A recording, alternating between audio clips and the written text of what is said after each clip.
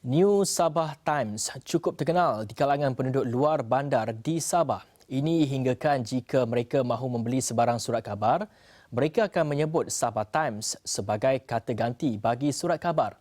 Jika begitu, sekali kesannya kepada fikiran orang ramai. Tentunya sentimen yang sama malah lebih kuat lagi dirasakan pekerja di syarikat percetakan tertua di negeri itu. Bagi pekerja New Sabah Times, situasi semasa seperti kurangnya sambutan dan pandemik COVID menyumbang kepada pemberhentian operasi.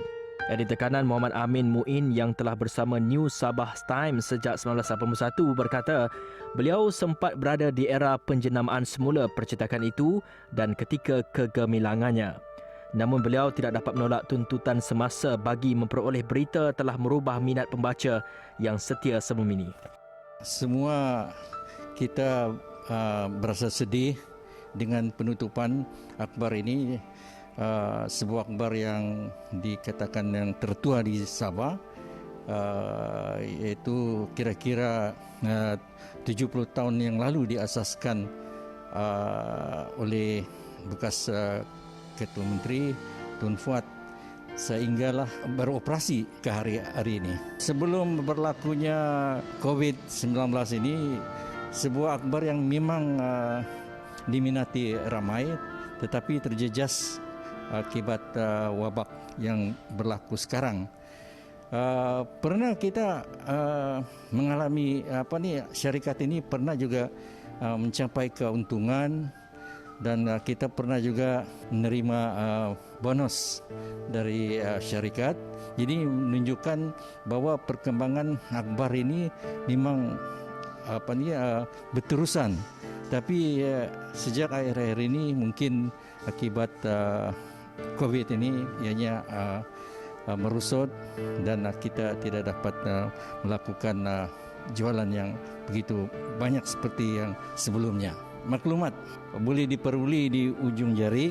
Jadi antaranya media sosial juga turut menjejaskan penerbitan akhbar, bukan saja Sabah Times, malah saya rasa akhbar-akhbar nasional pun juga terjejas akibat media sosial.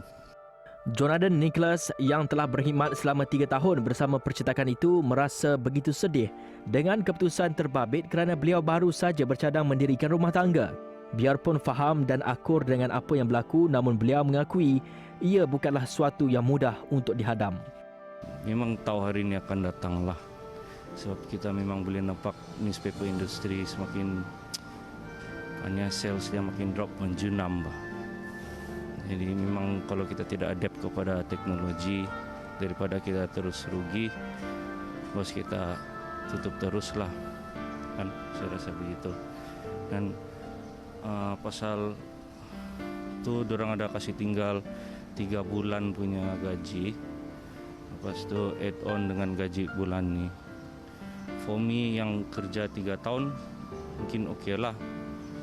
Tapi saya terfikir yang kerja sudah 20 lebih tahun yang kerja sini, where would they go? Semua plan terus terubah. Bukan saya ini kerja pasal everything lah, pasal COVID in general. Saya rasa dulu plan saya mau kahwin, tapi sekarang tidak tahu sudah macam mana mau kasih jadi. Mungkin cari kerja baru, tapi dalam masa terdekat kali kita sabar dulu, tunggu apa-apa rezeki yang ada lah. Sementara itu, menurut Ketua Pengarang New Sabah Times, Cheng Boon Heng, beliau yakin akan ada suntikan dan bantuan yang bakal tiba nanti bagi menyelamatkan percetakan itu. Namun jelasnya hala tuju selepas itu perlu mengambil kira penerbitan berita atas talian yang menjadi pilihan utama orang ramai. Of course, I feel very sad. I'm the longest serving member of this organization, after being here for coming close to 23 years. Of course, we all feel sad, not just me, everybody, from the printers, from the admin side, accounts, editorial. We all feel very sad for so long. We have been here like one family. Everybody is very close, But what to do, the situation is such. After so many years, we hope company come in and rescue us. The paper, this paper is one of the oldest, one of the most established newspapers in Sabah. It's very popular, you know. Kalau dulu in the kampung, if somebody wants to buy newspaper, beli Sabah Times. It means buy newspaper, you know. It's not because they want to read News Sabah Times, but Sabah it means newspaper. Tambahnya hasrat untuk menyaksikan percetakan itu dijelmakan semula telah banyak disuarakan pembaca kepada beliau dan mengharapkan ia akan berlaku tahun ini.